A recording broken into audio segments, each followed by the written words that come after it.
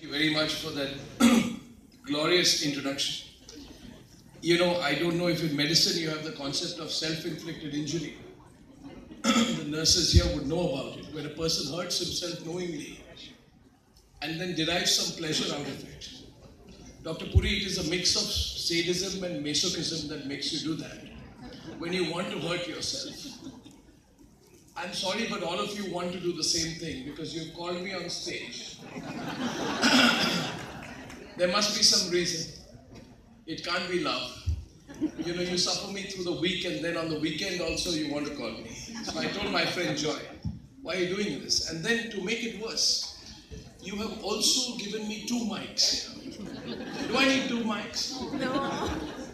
And then, Dr. Puri, you know, when I was in Delhi University, we were told, when I was a debater in Hindu college, we were clearly told when we go for a debate, 3 minutes, 30 seconds. And after that, every 10 seconds, there will be a buzzer. You've done the 3rd mistake. You've not given me my time limit. You don't know me well enough. So, and then anyway, we are in a good mood nowadays because we are in the middle of an election.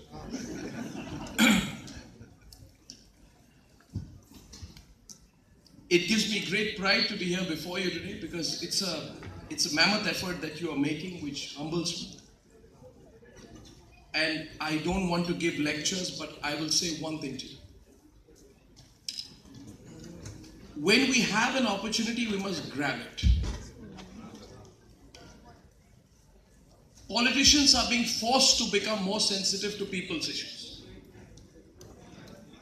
We have discussed every irrelevant subject in every election, at least since the time that I have observed it from school till now.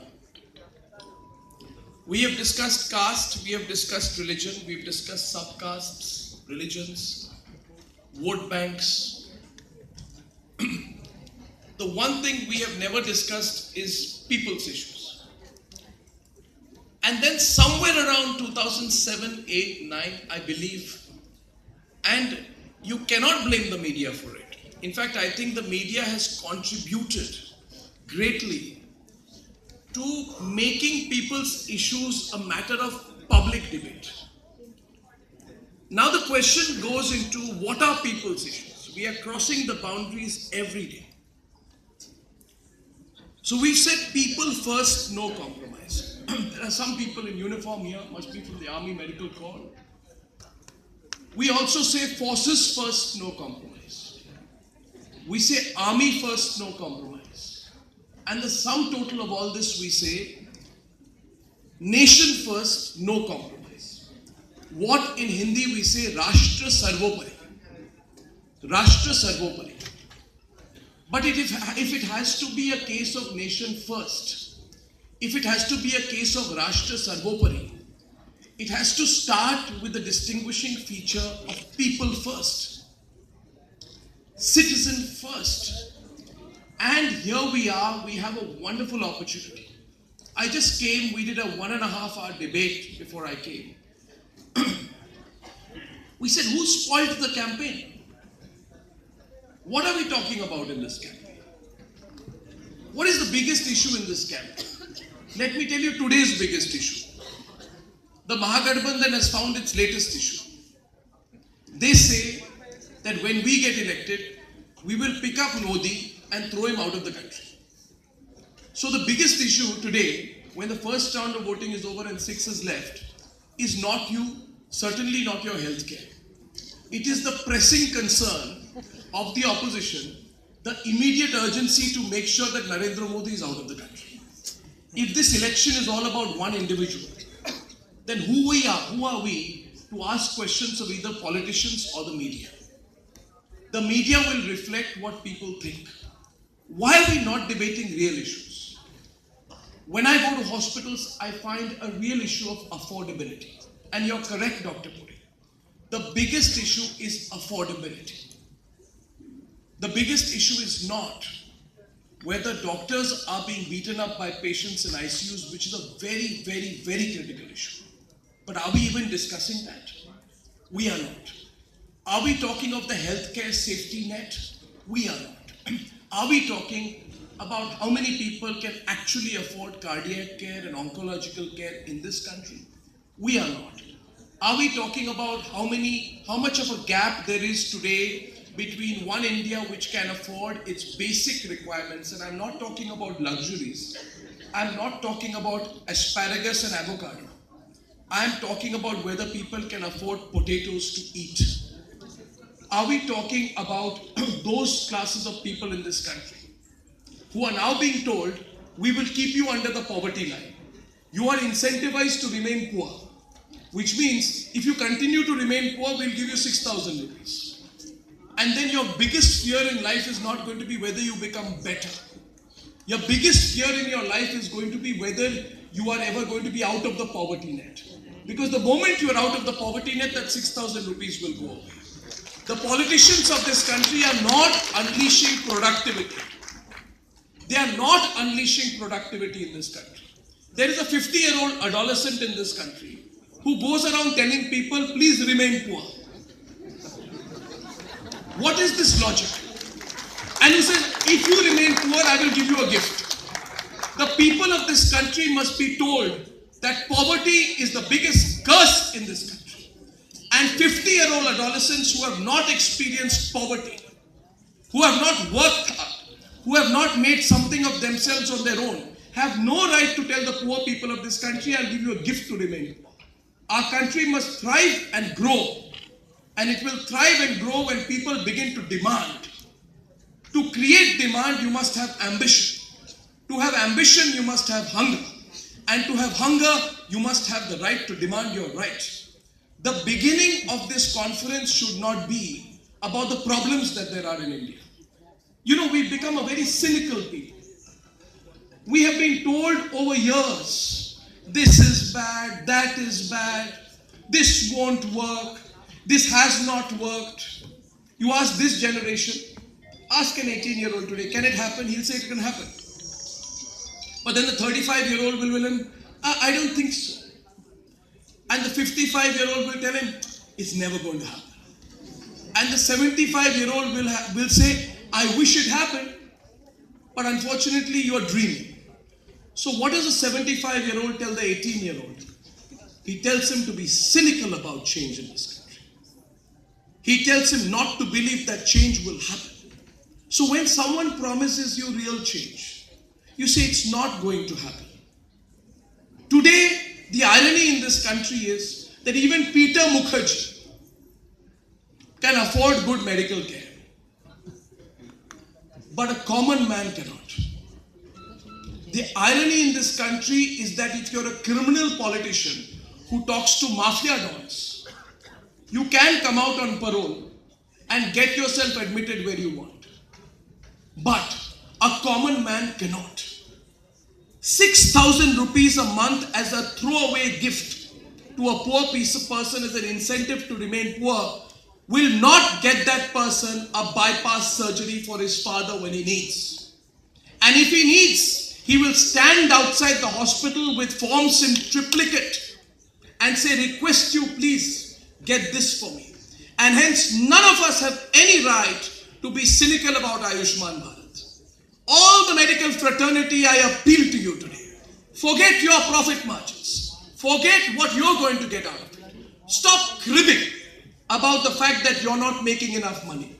Hospital owners, doctors, please stop cribbing about the fact that it's not going to happen. It will happen. Do you know the impact of Ayushman Bharat on a poor person? Do you know how empowered they feel? I come from a family of army officers and central government servants. Go to the CGHS. Go to a military hospital. You know the biggest empowerment for a junior commissioned officer when he retires at the age of 45? Ask a Subedar Major who retires, what is the biggest gift that the government has given you, that the army has given you? He will say that I, as a retired Subedar Major, can take my father to the military hospital and he will get any care that he needs. We deride it, but we don't know how empowering healthcare is in our country. We are only thinking about vote banks, vote banks, vote banks. You know something, Dr. Puri? I've been a journalist now for 23 years. People tell me, why do you scream? I was not born this way. I only hope you did scream when you were born. Otherwise, you'll be in the NICU. Good one. The fact of the matter is, Dr. Puri, in this country, you don't scream, you will not be heard. It is the brutal reality of this country. When I met the 50-year-old adolescent in 2014, he asked me my age, Dr. Puri. And when I told him, I said, I'm 40 years old. He said, oh, you're younger than me. I said, yes, I am, but I have 19 years of work experience. I represent a generation which has achieved what it has on its own right. The difference between you and me is that I'm not a dynast. I represent a generation of Indians that came out of college after reforms. I'm not a beneficiary of entitlement. And I want the next generation to be hungrier than I am. But I also know what being disadvantaged in this country is. The future of this country is in its government schools, not in its Dun schools. This is the reality of this country. The future of this country will be in the chawls, not in the mansions. The future talent of this country, which will take this country to 10, why I predict 12% growth for India, will not be the generation of people who can walk in today into any hospital and get any healthcare they want and have crores of rupees in sum assured insurance. It is the bunch of people in India who do not have that. Now imagine if those groups of hungry Indians living in the chawls, the slums, who are fighting, were to get some assurance of healthcare for themselves and their parents. What would we achieve as a nation? You know something? We would achieve greatness. Ask the nurses in this room today. Ask them that tomorrow when you serve somebody who is in a private ward, who can afford to put their parents or their family members in a private suite in a private hospital, ask them today how many of them can assure that for their own family members. I'm not talking about a suite. How many of them can afford to keep their family members in the same rooms of the patients they serve day and night? And ask them, Hindi में जो कहती है ना, खटकती है कि नहीं? आप बताइए मुझे, खटकती है कि नहीं? कि जिन लोगों को आप सर्व करते हो, क्या आप किसी दिन अपने फैमिली मेंबर्स को वो सुविधा दे सकते हैं कि नहीं? और अगर आपको ये बात खटकती नहीं है, तो आप इस देश के भविष्य नहीं बन सकते हैं. You cannot sit here, and I implore the private sector healthcare in this country. What have you done to be the equalizer? What have you done to assure that in this country which you spoke about quantity, we are 1.3 billion people. We are. Out of those, 900 million are eligible to vote. And out of that, the maximum number is under the age of 35. Ask yourself today, if you will not be able to provide basic health care to your near and dear ones, will you be able to think about the advancement of yourself or the advancement of your country? Dr. Puri, mine was the most selfish generation this country has produced. The generation that came out of college after reforms became selfish. You know why we were selfish? Because we came from nowhere and we were very concerned about ourselves. Like most Indians, we were insecure. We were insecure about whether we would go to a right college, whether we would get into a right education. By the time I was passing out of college, I remember we were so competitive. Who's getting into IAS, who's getting into IIM, who's getting into IIT, who's doing what. We were very competitive and we achieved a lot for ourselves. But 60% of my colleagues left the country. And I represent those who studied hard to go to the best colleges. I'm asking you today, do you know today that the best brains of this country today, who are between the age of 35 and 45, have left India? You know that? We sit here today. Do you realize my friends and colleagues? Now they tell me they have little children. They say we want to come back but we can't. How terrible is that? Why did we leave India? Because India made you insecure. There were terrible things happening at that time. Babri Masjid was being demolished and Mandal Commission happened. The country was torn apart socially. If you did slightly well, the first thing that you wanted was a ticket to leave India. Am I right or wrong? Right. Anyone from my generation here? Was it right or wrong? First ticket. The joke was you are a leftist in JNU till you get an American visa. Even now it is the same, but in any case. The fact of the matter is we became a selfish generation. We achieved a lot for ourselves. So today we take great pride when we say, oh, the heads of the Silicon Valley corporations are Indians. Fantastic. But did you ask yourself why they left? Did you ask yourself, are they going to come back? They're not going to come back. They've left this country. And one of the principal reasons, and I will stop at this, why they never will come back is because the India they left behind was an unequal India. And you know what the basic premise of inequality is? It is not whether you get into a third class compartment or a first class AC. It is not whether you sit in business class or, as Shashi Tharoor says, cattle class. That is not the divide that I'm worried about. The real divide is the one which causes you pain. Pain. The real divide is when you realize that when you are at your weakest, when you are at your most vulnerable, and I have been through it, and I consider myself fortunate that today I'm in a position where I can afford proper health care for my family through my hard work, my savings and my insurance. But that is me individually. What have we provided as a basic security blanket to all Indians? Tell me today in the audience, do you feel vulnerable when your family members are unwell? You're all healthcare professionals, but you're also family people, right? Do you feel terrible if your child, your parent, your wife, your spouse, your brother was to feel unwell or sister? And would you feel even more helpless if you really wanted to do something for them, but you couldn't?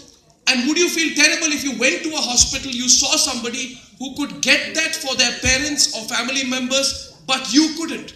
Would you then feel more vulnerable or not? Tell me in a loud voice today. Yes. Would you or would you not? Yes. Now, and would you or would you not at that point of time feel that this country is unequal? The worst thing in this country today is the chasm between the haves and the have-nots. We sit on the verge of a civil war in this country, not of religion or caste or class. We sit on the verge of a country which is a time bomb where the division between people who have and people who don't is a big deal. Which is why we don't sometimes think, what is the big deal between having a chula or having an LPG? Ask someone whose mother has only cooked in a chula. I'll just complete in 2 minutes, Dr. Puri. But please ask yourself the fundamental question today. The country, beginning with CAHO and beginning with the healthcare industry, must ask itself, are we making this country more equal or less equal? If you want to make it more equal, I implore the healthcare industry to look beyond itself right now. Start dreaming of a possibility of an India where in a hospital at least you are equal.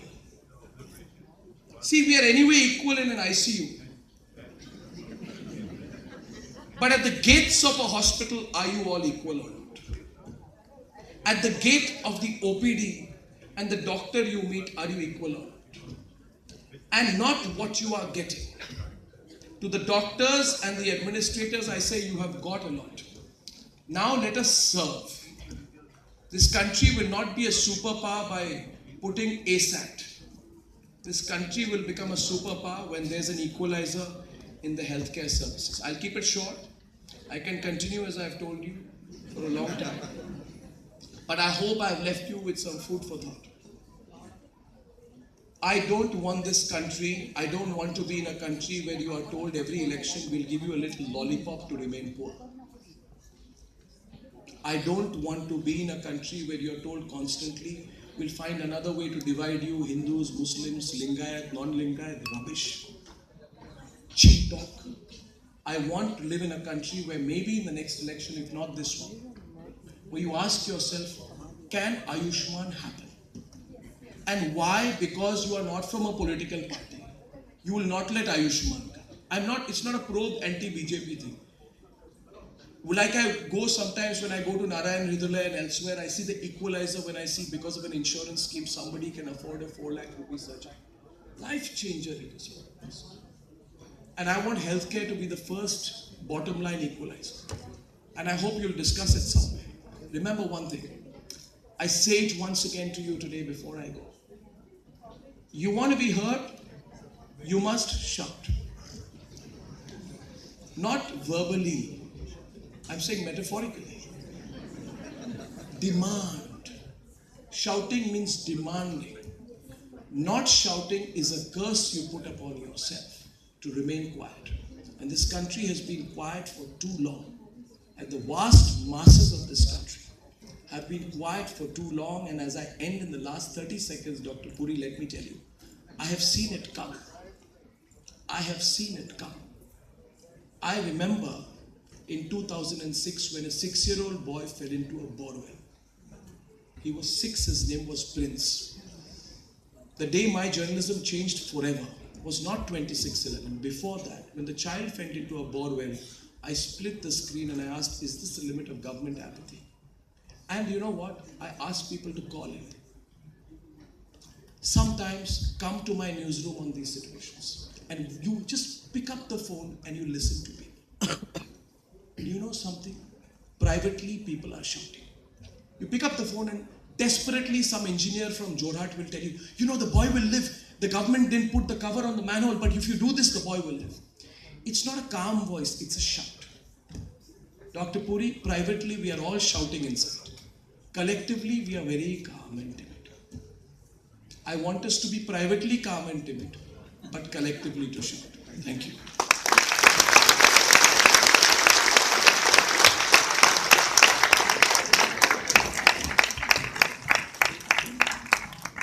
So I forgot to tell